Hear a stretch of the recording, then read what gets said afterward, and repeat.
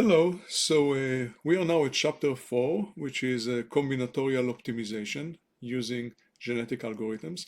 These are problems that have a lot of different combinations, usually a huge amount of combinations that we need to find the one combination that gives us the best results. And there are many real-life situations where we have those problems. We will use here some very classic, familiar problems that have been around for a long time and use genetic algorithms to solve them. So chapter 4, we have those 4 programs that solve 4 different problems, or perhaps 3 different problems. And let's look at the first one. The first one is a knapsack problem taken from this website. And the idea is that we have a list of items that we can take with us in a suitcase, for example, but we have a limit on the total weight. Each item has a certain weight and also has a certain value. We want to basically collect the best group of items that will give us the most value and will still fit within the weight limit. So there are many combinations that we can try. This is a relatively small problem, but it's still the same idea.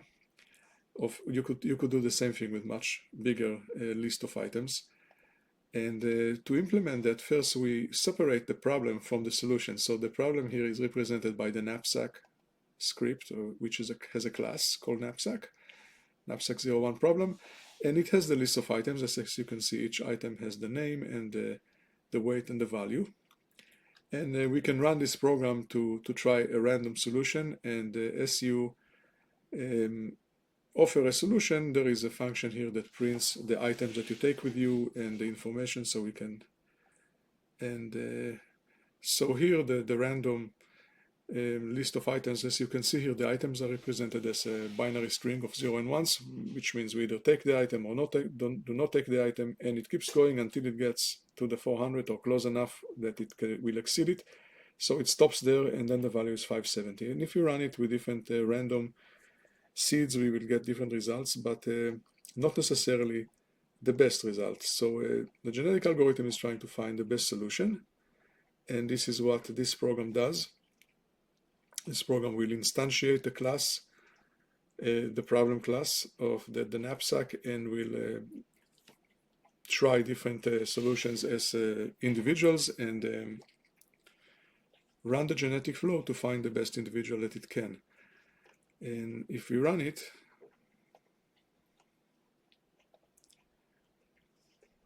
we will see that it basically found the best solution it could find at this point, which was maybe 8 generations, and then the best solution never improved, and also the average sort of reached the same a little bit later. And it looks like perhaps this is the best that we can make of this problem. And we can see it here. So we reached the 1030, which is the maximum value that we found after 8 generations. And here, this individual that was found is printed here as the list of items, and it shows you how the value accumulates and the weight accumulates. There is one interesting point here that is mentioned more in the book, that actually the last item is not going to be taken because it is going to exceed the maximum limit. So in this case, the gene or the chromosome is not fully translated into the phenotype, which is the actual solution. This was the solution for this problem, and indeed this is known to be the best solution of this particular list of items, and you can see it in that website that I showed before. So let's move to the next problem. The next problem is called the traveling salesman problem, and it's been around for many years. And you can see here that it originated from a traveling salesman that basically drives perhaps a carriage between different cities and tries to sell the merchandise in different places. So this is just one route. These are cities in Germany. So the idea is you have a list of cities. You want to cover all those cities. You know the distances between them, and you want to find the optimal route that goes to all the cities, goes back to the beginning, and uses the least distance, or variations of it could be the least amount of time, the least amount of gas, but the same idea. We use TSP information from the Heidelberg University website, and the files used are here. You can sort of see how they are formatted. This one is a matrix of distances between cities. This is a different format which shows you locations instead, coordinates.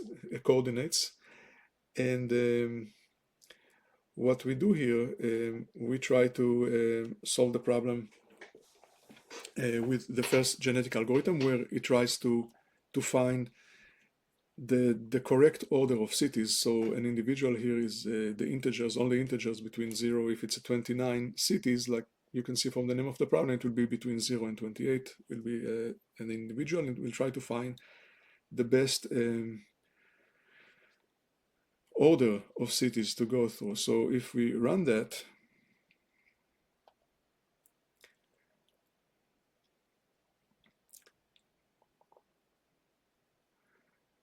what we can see is this is a plot of the solution. The solution is not bad, but we can see that it's probably not optimal, because those diagonals usually indicate suboptimality, and we probably want to go from this dot to this dot. So this is a suboptimal solution, and we are going to try to improve it using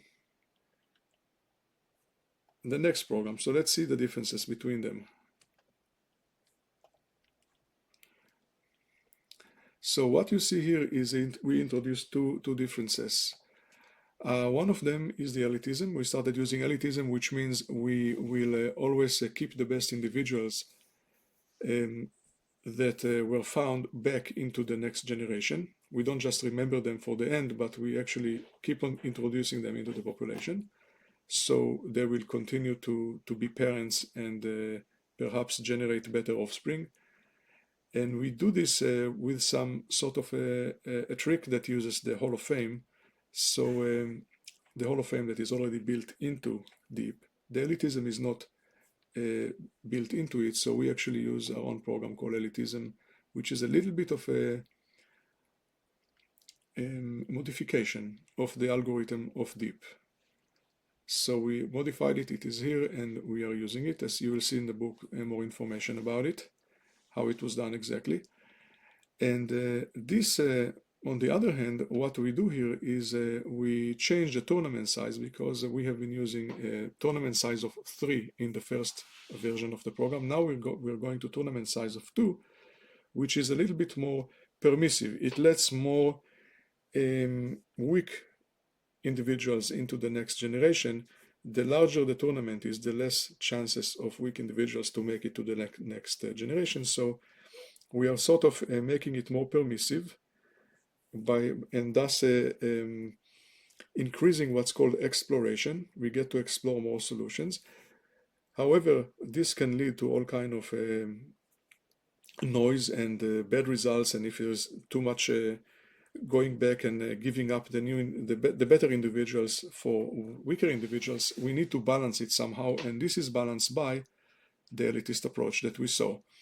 So elitism introduces exploitation, where we take advantage of what we already have, and this introduces exploration, where we want to explore some new solutions, and these two things always need to balance each other. And in many cases, genetic algorithms, as well as many other optimization algorithms, are a delicate balance, trying to strike the delicate balance between exploitation and exploration. So we use this simple with elitism that we have in that elitism file, and let's run this program now.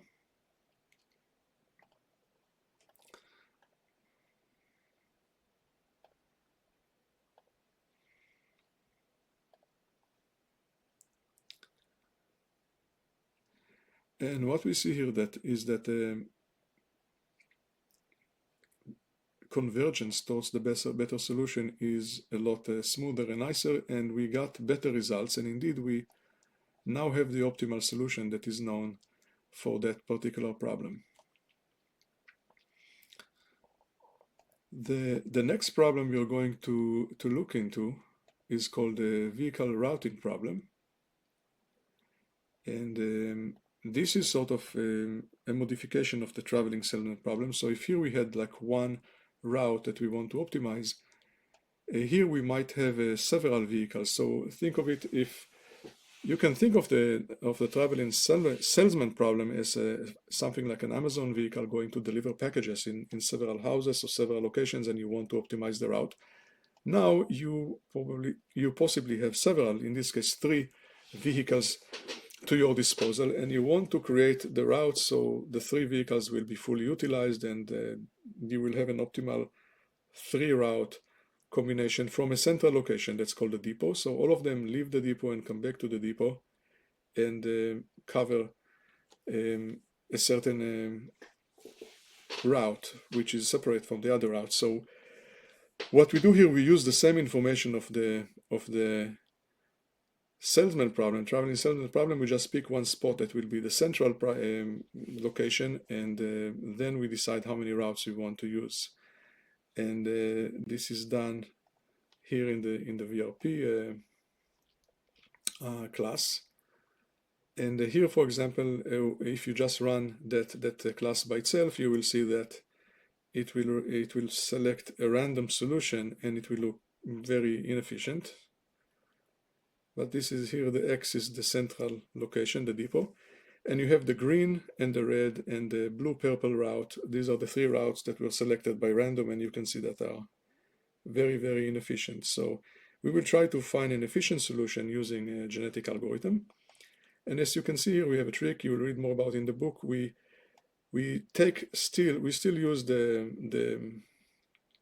all the numbers as a sequence of numbers to show the different cities, but we use some numbers as delimiters, so this breaks the route into 3 parts in this case, because we have 3 vehicles, so we use actually the numbers 29 and 30 as delimiters, as we only have the original numbers are from 0 to 28. So the genetic algorithm take advantage of that, and we now we'll use the same elitism and a tournament selection of size 2 as we did in the traveling salesman problem, and let's try to find a solution using the genetic algorithm.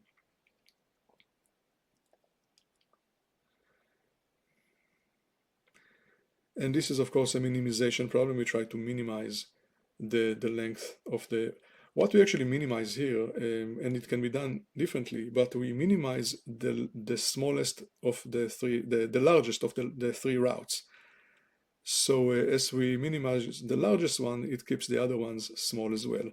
So what we have here is the 3 routes that were created, which looks much better than the random solution, of course, and it may or may not be the optimal solution, but it looks pretty optimal. It looks pretty good. We can go in and change the number of vehicles to 6, for example, which is also what we do in the book. And if we run that,